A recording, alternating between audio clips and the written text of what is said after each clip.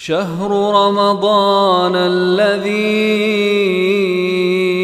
أنزل فيه القرآن. الحمد لله والصلاة والسلام على رسول الله وبعد. olunaku lwa Idi mbaga Allah subhanahu wa ta'ala yatuwanga abasiraamu olw'ekkula ery'amaanyi lye tubeera tutuuseeko oluvannyuma lw'okumalako omwezi ogwa Ramadhaani.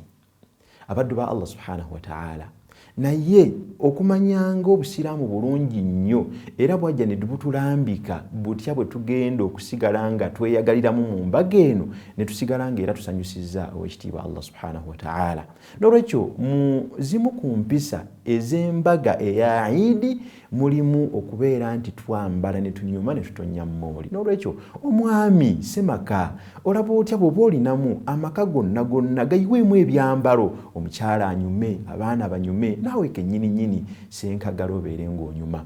Mulimu okubeera nga tulya nga tunnaba kubeera nga tugenda kusaala, sooka kulya akaawaka oluvannyuma ofuluma ogende okusaala, okuyitiriza okujjukira Allah subhanahu wa ta'ala nga tuleeta takbiira, Allahu akbaru, Allahu akbaru, Allahu akbaru, la ilaha illa Allahu, Allahu akbaru, Allahu akbaru, walillahi alhamdu, n'endala.